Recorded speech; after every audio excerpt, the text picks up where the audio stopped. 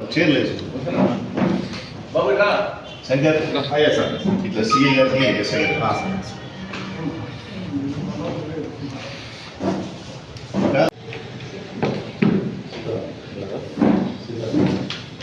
Sir చూడండి sir సరే sir ఇక్కడ చూడండి సార్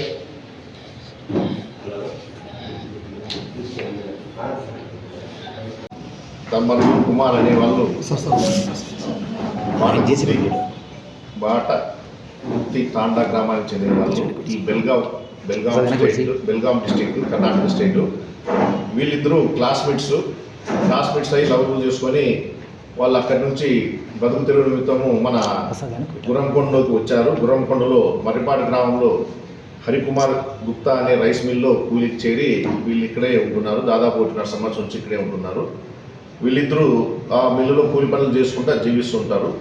ఈ క్రమంలో 27/3/25 తేదీన ఈ కుమార్ ఎందుకో తన భార్య పైన అనుమానంతోనూ లేదా పిల్లలు పుట్టలేదనే కారణంతో గొడవలు పడుతూ ఉండేవాళ్ళు. ఈ గొడవల్లో కారణంగా 27/3/25 కూడా మధ్య నైట్ గొడవ పడి పడుకున్నారు. అదేవిధంగా తర్వాత 1 గంటప్పుడు లేచి ఇతను నీళ్ళ కోసం తాగడానికి పోతాడు. అదేవిధంగా ఆ అమ్మాయి కూడా మేలుకొచ్చి నాకు కూడా నీళ్ళు కావాలని అడుగుతుంది. అప్పుడు కూడా నీ నీళ్ళు నువ్వు తీసుకోమని చెప్పి అడిగినప్పుడు చిన్న గొడవ జరుగుతుంది. ఆ గొడవలో ఇతను ఏం చేస్తాడంటే ఆ అమ్మాయి యొక్క పైన కూర్చొని మూతిపైన దిండేసి చంపేస్తే 10 నిమిషాలు చంపేస్తాడు. తర్వాత అనుమానం రాకుండా ఉండడానికి ఆ అమ్మాయి చీర తీసుకొని పైన కాలికి వేలాడదీసి ఆ అమ్మాయి గొంతు కమ్మికట్టలు చేసి తర్వాత కింద పండుపెట్టి అక్కడ చుట్టుపక్కల ఉండే వాళ్ళందరికీ మా భార్య ఆత్మహత్య చేసుకొని చనిపోయిందని చెప్పేసి అందరికీ చెప్పి రైస్ మిల్ ఓనర్కి అందరితో చెప్తాడు. తర్వాత గ్రామస్తుల సహకారంతో 108 వాహనాన్ని తెప్పించుకొని వాళ్ళ గ్రామానికి తీసుకొని పోయి అక్కడ పెద్ద మనుషులకి ఈ అమ్మాయి అనారోగ్యంతో పిల్లలు పుట్టలేదనే బాధతో ఆత్మహత్య చేసుకున్నారని చెప్పేసి అక్కడ నమ్మించి అక్కడ అమ్మాయిని దహనం చేయడం జరిగింది.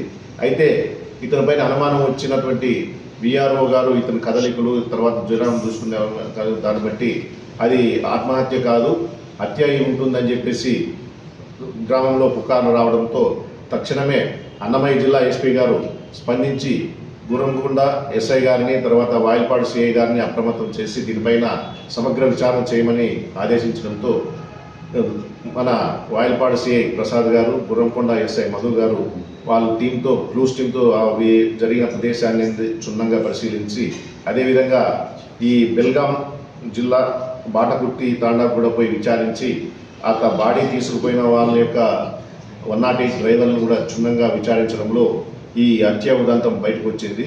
తర్వాత అక్కడ ముద్దాయిని అదుపులోకి తీసుకొని విచారించిన క్రమంలో తాను ఈ హత్య చేసినట్లు అంగీకరించినాడు.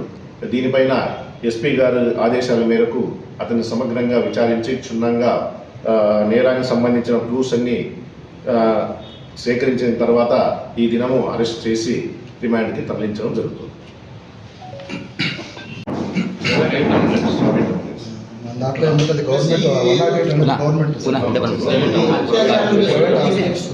కూడా ఫోన్ చేశారు.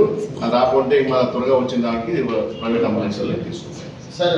అత్యాచారం జరిగింది అని ఇది వచ్చేసరికి అత్యాచారం అయితే జరగలేదు. వాళ్ళిద్దరు